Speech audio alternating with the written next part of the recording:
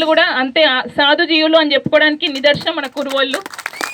కాకపోతే సోదరుడు గట్టు తిమ్మప్పన్న గారు అన్నట్టు అంటే సైలెంట్గా ఉంటారు, ఏమన్నారు ఏం చేయరు అంటే ఓపిక అనేది ప్రతి ఒక్కరికి ఉంటుంది. ఆ ఓపిక నశిస్తే ఆ రోజు ఉగ్రరూపం బయటపడుతుంది, ఖచ్చితంగా అది కూడా వస్తుంది. కాబట్టి ఇందాక పెద్దలు చెప్పినట్టు ఉడిపి గుడిలో మన కనకదాసు గారిని రానియకపోవడం అనేది కేవలం ఒక వెనకబడ్డ కులస్తుడు అని మాత్రమే రానియలేరు. అయినా కూడా ఓపికతోని వచ్చినప్పుడే నేను లోపలికి వెళ్తా అనే గుడి దగ్గర వేచి ఉండడము, కొన్ని రోజులు గడిచినా కూడా అక్కడే వండుకొని తినడం అన్నీ చేసినప్పటికి కూడా అక్కడ పెద్దలు స్వామీజీ లేదు ఆయన పంపియండి గుళ్ళో కంటే కూడా అక్కడ బ్రాహ్మణులు అంటే అగ్రకులస్తులు రానివ్వలేదు. అలాంటి పరిస్థితిలో ఆయన కఠిన దీక్షను చూసి కృష్ణుడు అనే మన దేవుడుగా కొల్చేవాడే వెనుక తిరిగి, కాబట్టి ఇప్పటికి కూడా ఉడిపిలో తూర్పు ద్వారం ఉన్నా కూడా గుడి దేవుడు తిరగడం వల్ల పడమర నుంచి మనకి దర్శనం ఇస్తుండు. అంటే ఆ గొప్పతనం మన కుల బాంధవుడైన కనకదాస్ గారిది, అది గ్రహించుకోవాలి. అలా అని ఓపికతో ప్రతిసారి ఓపికతో ఉంటే సాధించలేము. అలాగే మన పెద్దలు జ్యోతిబాయి పూలే గారు చెప్పినట్టు ఒక విషయము, క్రాంతి లానే కే లియే లడ్నా పడతా హై. నేను అర్థం చెప్తా ఖచ్చితంగా.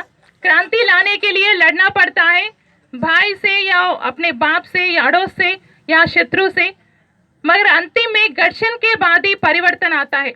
అంటే ఒక మార్పు రావాలంటే ఖచ్చితంగా సంఘర్షణ అనేది అవసరము.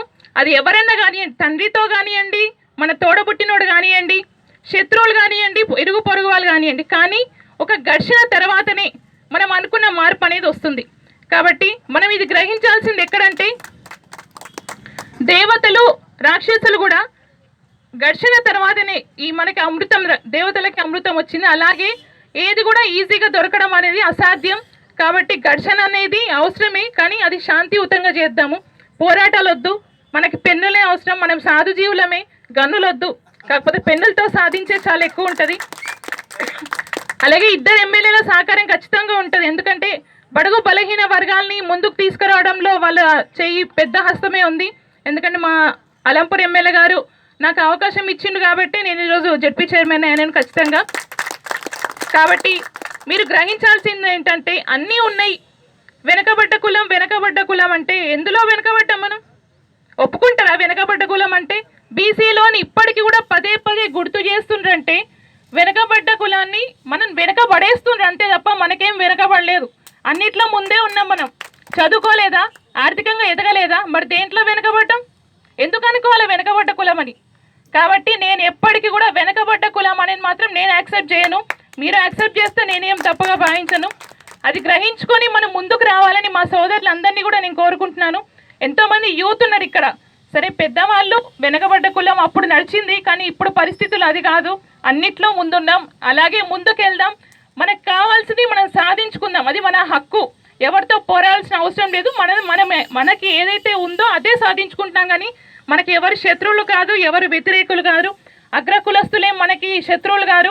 కాకపోతే మన స్థానం ఏదో మనం దానికోసం కొట్లాడుతున్నాం. కాబట్టి అదంతా గుర్తుంచుకొని రాబోయే కాలంలో ఐక్యత అనేది ఒకటి గుర్తుంచుకుంటే, ఎమ్మెల్యే గారు చెప్పినట్టు మన కులాలలో లోపించింది ఐక్యత ఒక్కటే. ఎందుకంటే ఒకరికి ఒక పోస్ట్ వచ్చిందంటే రాజకీయంలో ఎదుగుతూనే అన్నిట్లో ఎదిగినట్టు అని ఇందాక ఎమ్మెల్యే గారు అన్నారు. వాస్తవమే. ఒక ఐపీఎస్ని ఐఏఎస్ని కూడా శాసించేది ఈరోజు ఎమ్మెల్యేలు వీళ్ళే. కాబట్టి అది గుర్తించుకొని అన్ని విధాలుగా ముందుకు రావాలని ఐక్యతతో, అంటే మన కులంలో ఎవరికి వచ్చినా మన వాళ్ళు ముందుకు వస్తారన్న ఆలోచన ఉంటే ఖచ్చితంగా మనం కూడా ముందుకు వస్తాం. మన కులంలో లోపించింది 100% అదే అని నేను పదే పదే పదే అన్ని మీటింగ్లలో చెప్తున్నా.